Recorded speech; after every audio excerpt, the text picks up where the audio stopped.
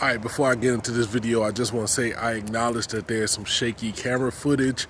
If you don't vibe with that, I definitely understand. I hope you have a happy New Year's, season's greetings, and I'll check y'all out in another video, man. Going through some personal stuff right now, so I can't stop to fix it, but I appreciate everybody that's rocked with me this year. Let's go ahead and get into it, man. Salute.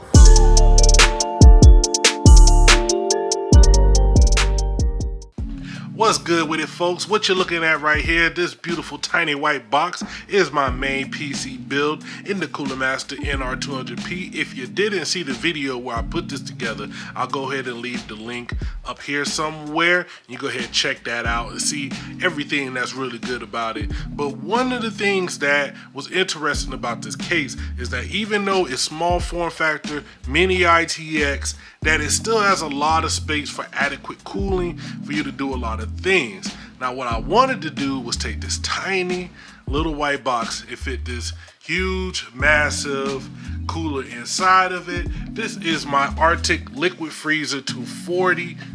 Let's go ahead and pull this out. Go ahead and slide this on out of here. Here we go. This is the, oh wow, I'm bugging. This isn't even the right one. Hold on one second. Yeah, here we go. This is what happens when you try to do videos on the fly. This is actually the Artic liquid freezer 240 millimeter. This is the chunky boy. This thing is kind of thick. This thing is definitely sizey. Trying to fit it into a nice little white box. So let me see if I can pull this out. There we go. Look at that. Look at that. Now, you may not remember why I initially wanted to put this in that case. There's room actually for the radiator to go at the bottom. The main issue I had were these fittings coming out of the top of the CPU pump and water block. You see there's not a lot of bend and give to these, but thanks to a couple of comments, I did some research on Reddit, and I saw that you can actually cram all of this in there. You just gotta fit it right. You gotta work the angles. You gotta know what you're doing. It's gotta be a weird sort of PC Kama Sutra to get the right position to make it happen. And that's what we're gonna do today, man. But first, let's go ahead and test out the temperatures and everything that I have at stock. Right now, I have the R9 3900 12 core 24 thread CPU in there with the AMD Wraith cooler. It's a pretty good stock cooler, and you don't necessarily have to use something like this. There's a lot of air cooling options that this case is able to fit, but I got this. I want to put it to use. I want to go ahead and make it work. Let's go ahead and see what the temperatures are in this case. I want to see what they are at stock, and then after 10 minutes at a Cinebench R20 loop. All right, I have hardware monitor pulled up right here. You can see all 12 cores doing what they do. And this is at idle. I haven't done anything on this computer in about 10 to 15 minutes. For some reason, it's sitting in the mid 50s to low 60s. So at the lowest it might get is about 53C, but it jumps up randomly. It's just all over the place between 53 and 60C, which I do not like. So now what I want to do is we're going to run Cinebench R20 on loop for 10 minutes, and we're going to check what our maximum temperatures are. Let's see how hot this thing really gets.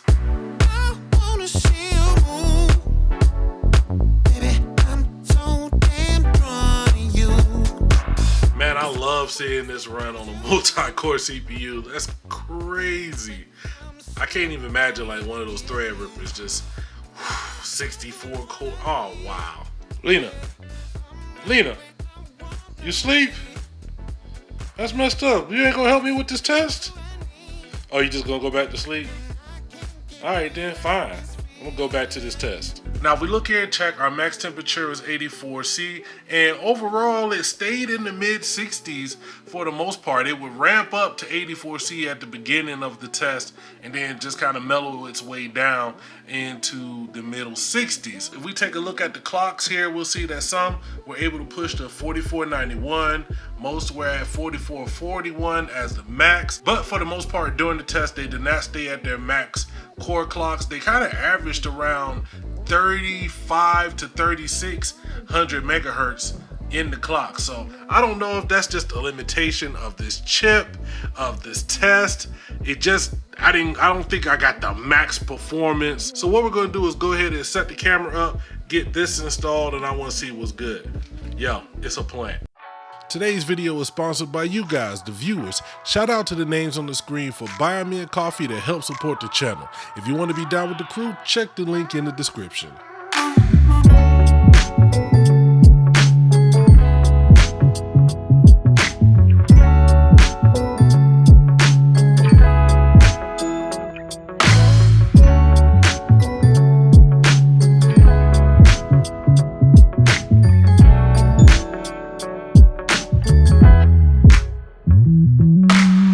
All right, folks, I got it done, man. And I gotta say, that was tough. That was really, I don't even know if it was worth it. We'll see. I guess we'll find out once we run the test. Let's go ahead and turn this back on and hopefully it works. Like, let's pray. All right, I'm back here.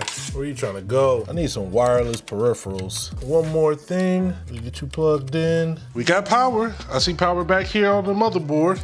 Let's see if anything actually turns on. Let me go ahead and, this fan's going. Yes! All right. Yeah. Lena, I think I failed. Oh, I know. I'm sad too. All right, folks, we have a final finished product, but I do think that it's a success and a fail. Hold on, let me adjust the lights. There we go, a little bit brighter.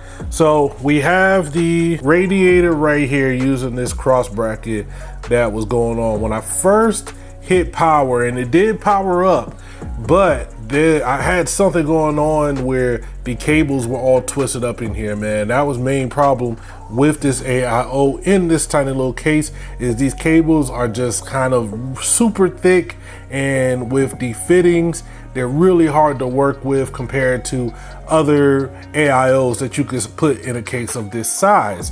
Now it did fit, there's some finagling, I had to break out some zip ties and do some things, but I actually got it to work. I must have damaged something on the radiator itself, because the fan cable that supports two fans coming off of this radiator would not power the fans at all. Now it's funny because there's only one cable that goes into the motherboard. That powers the pump and the little fan that's on there, and it's also supposed to power the two fans that are connected to the radiator. I had to run a splitter that would actually power the pump and power these two fans as well. So that was pretty interesting. It looks like a hot mess up in here. But the real main problem, and I'm gonna see if I can be quiet so you guys can hear it.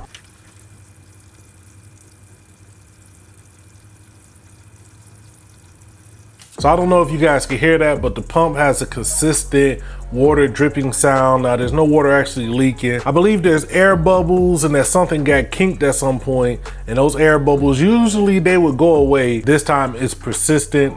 I'm not gonna live with that in my life. Real quick, let's test the temperatures and see what's good. All right, I don't know if you guys can see that, but in idle, we're sitting at about 40 degrees, 40 point.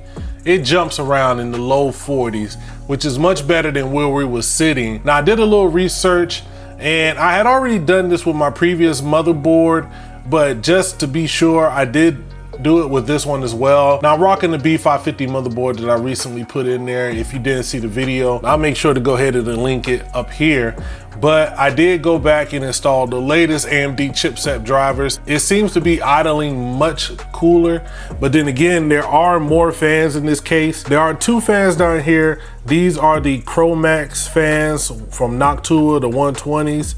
Then there are the two fans that come with the case here at the top. And then I have the two fans from Artic that come with the liquid freezer right here. I don't know if that's doing more to contribute to it, but I did check CPU-Z to monitor the voltages, and before it was sitting at really high out of the box voltages for some reason. That's a known problem for a 3rd gen Ryzen, specifically the 3900X. It seems to be doing a little bit better, but the test will be under load. Let's go ahead and see what's good. All right, so wow, I might have spoke too soon with the whole failure thing. If we look over here at our temperatures, after running Cinebench R20 at a 10-minute loop, we can see that our max temperature hit 73°C, and we even got a better Cinebench score. Let's see if we can pull it up here. What was it, 6,084?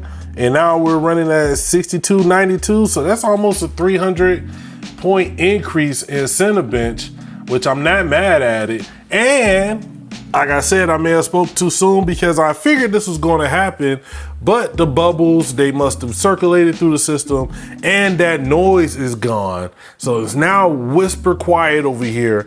And honestly, I'm like, this is the type of performance that I was expecting with this system, with this crazy setup going on. But I'm gonna go ahead and get up out of here, man. I'm trying to bring y'all more PC stuff, but it's really tough to get my hands on the latest CPUs and GPUs.